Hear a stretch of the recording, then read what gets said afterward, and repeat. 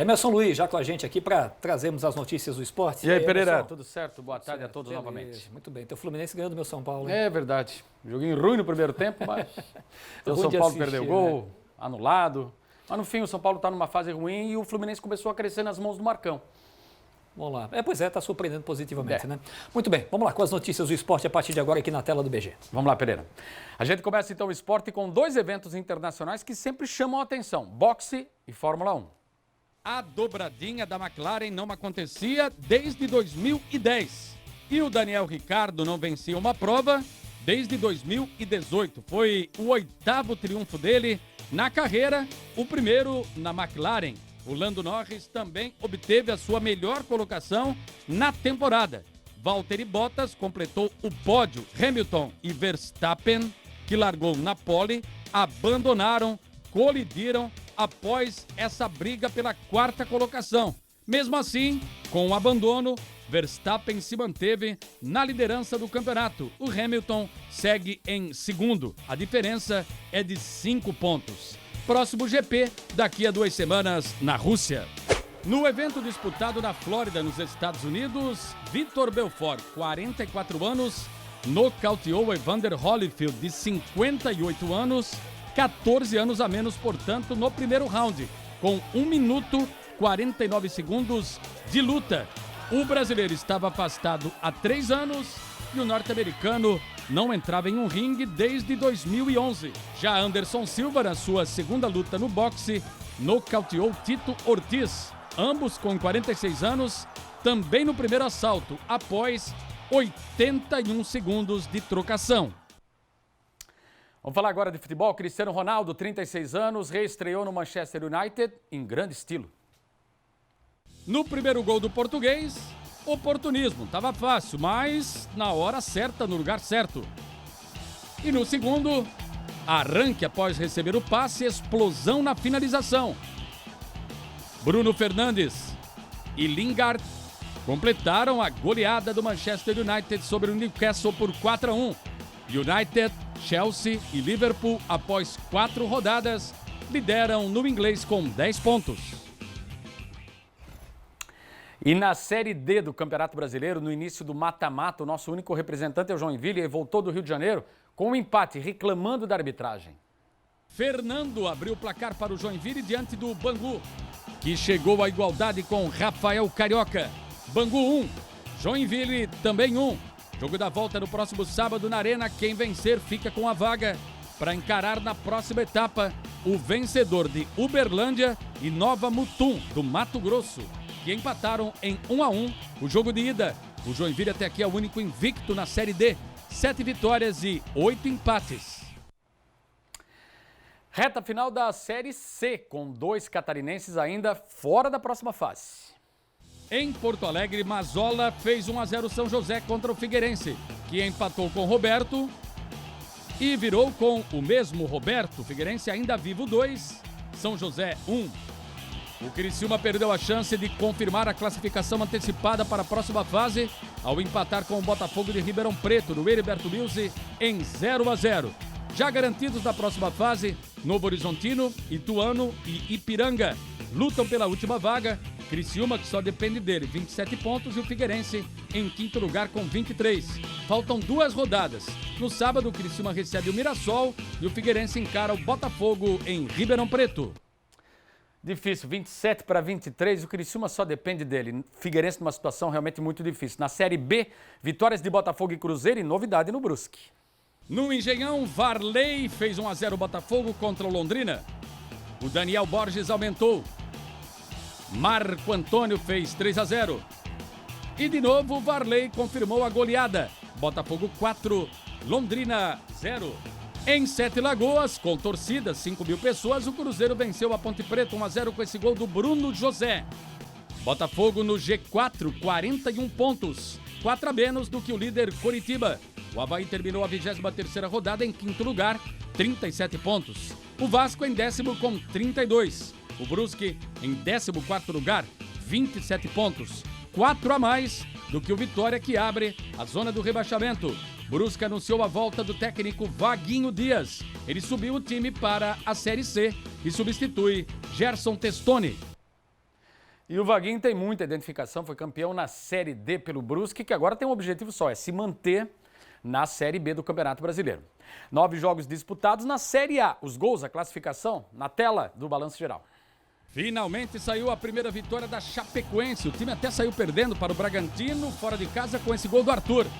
Só que o Mike empatou e o Anselmo Ramon confirmou a vitória aos 49 minutos da etapa final.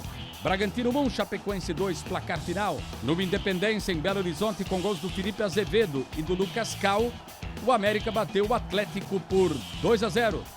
Em Caxias do Sul, Quinteiro jogou contra o Patrimônio e o Cuiabá abriu o placar contra o Juventude, que chegou à igualdade com Guilherme Castilho.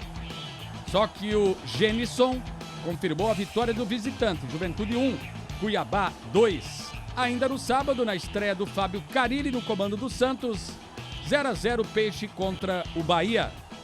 Ontem de manhã em Porto Alegre, com gols do Diego Souza e do Ferreirinha, o Grêmio bateu o Ceará, 2-0. Em Goiânia, Gabriel Pereira, nesse bonito gol, abriu o placar para o Corinthians diante do Atlético, que chegou à igualdade com Zé Roberto. Atlético Goianiense 1, Corinthians também 1. No Maracanã, Nino fez Fluminense 1, São Paulo 0. O tricolor paulista empatou com Reinaldo, cobrando pênalti. Só que após a assistência de Fred, Luiz Henrique, na explosão na velocidade, passou por Miranda, bateu na saída do Thiago Volpe para confirmar a vitória carioca. Fluminense 2, São Paulo 1. No Allianz Parque, Wesley, com esse bonito gol, até abriu o placar para o Palmeiras contra o Flamengo. Só que o Michael, de cabeça consciente, empatou após o cruzamento do Everton Ribeiro.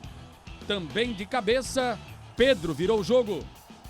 E Michael, na velocidade, na qualidade na batida, confirmou a vitória rubro-negra. Palmeiras 1, Flamengo 3. E no Castelão, com gols dos gringos Zaratio, argentino, e Júnior Alonso, o paraguaio, o Atlético Mineiro bateu o Fortaleza por 2-0 e se manteve na liderança.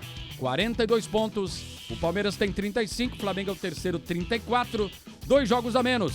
Fortaleza em quarto lugar, 33. Bragantino 32, Corinthians 29, Fluminense 28, Cuiabá 27, Atlético Goianiense 26 pontos. Atlético Paranaense e Ceará com 24, Inter, Santos e Juventude com 23, Bahia e São Paulo 22 pontos. Zona do rebaixamento tem América 21, Grêmio 19, Sport 17 e a Chapecoense com 10. Hoje, para fechar a rodada, 8 da noite, tem Sport e Inter em Recife. E a gente mostra amanhã os gols, uma última informação do esporte aqui, do futebol. Tem uma matéria bem bacana que a gente vai mostrar daqui a pouco. A Série B ratificou ali, Camboriú em primeiro lugar e o Barra vão decidir o título. Camboriú e Barra estão na Série A do Campeonato Catarinense do ano que vem. Fluminense de Joinville já tinha caído e ontem foi a vez do Caçador. Os dois times vão disputar a terceira divisão do ano que vem. Série C que começa agora, dia 25, com a participação do Blumenau, do Beck. E o treinador do Comitê Brasileiro Paralímpico, que voltou de Tóquio há alguns dias, esteve visitando o Paradesporto de Blumenau. Vamos conferir? Everaldo Braz Lúcio esteve acompanhando uma manhã de treinos dos atletas do Paradesporto de Blumenau. Especialista em salto em distância, o técnico trouxe os conhecimentos aplicados dos Jogos de Tóquio até o Vale do Itajaí. Nós temos muito forte, muito pé no chão, que a base é tudo. Então, acho que essa ideia de me convidar para vir em Blumenau e acompanhar o treino da base, eu acho que é o ponto inicial e o ponto certo que teremos grandes promessas para o futuro. A visita do treinador também serviu para que ele conhecesse os paratletas aqui de Blumenau. E olha, que segundo as impressões obtidas aqui no treinamento, muitos talentos ainda devem sair aqui da cidade. Um desses atletas é o Marques, de 28 anos. Ele é saltador em distância e no próximo mês vai representar nossa cidade nos Jogos Universitários em São Paulo. O principal objetivo é estar pegando a medalha lá. Como é que está a expectativa de repente pintar uma próxima Paralimpíada, alguma coisa? Como é que fica o coração? Cara, a gente está treinando forte e batalhando para ter uma chance de estar participando. Além dos Jogos de Tóquio, o técnico Everaldo já participou de outras 3 Paralimpíadas, carregando diversas medalhas na bagagem. Uns jogos de pandemia, uns jogos atípicos, sem público, porém com muitos resultados positivos, muitos recordes mundiais. não só nosso como dos outros países. O saldo foi bem positivo. A meta era ficar entre os 10, top 10, e o Brasil voltou com a 7ª colocação. Então, parabenizar todos os integrantes da delegação brasileira. Eu acho que cada um tem a sua importância. E dizer que esse título não é só do Comitê Paralímpico Brasileiro, e sim de todos os brasileiros, né? E a gente sempre reforça, esse trabalho de 10 anos do Paradesporto em Blumenau é excepcional. Tem uma notícia no nosso portal ndmais.com.br, que é o portal mais acessado de Santa Catarina, bem interessante, que envolve público, e tem até a reviravolta da FESPORT voltou atrás. Joguinhos abertos Olesk vão ser realizadas, porque houve a publicação da notícia do veto dessas duas competições, 7 no total, mas as duas voltaram, e depois a volta do torcedor aos estádios. Com a exigência do passaporte da vacina, o torcedor catarinense poderá voltar aos estádios de futebol profissional a partir desta semana, quarta-feira. A data marca o início da Copa Santa Catarina. Será a primeira vez que o torcedor poderá assistir os jogos desde o início das restrições impostas pela pandemia. Conforme detalhes com antecedência obtidos sobre a portaria que será publicada na edição desta segunda-feira do Diário Oficial, o torcedor terá de apresentar comprovante oficial de que tomou as 2 doses ou a dose única. A informação completa está no nosso portal ndmais.com.br, o portal digital mais acessado de maior audiência de Santa Catarina. Vai lá, dá uma lida lá, tira a sua dúvida. Isso também envolve o próprio Blumenau na Série C do Campeonato Brasileiro, com 50% da capacidade de público lá na cidade de Indaial.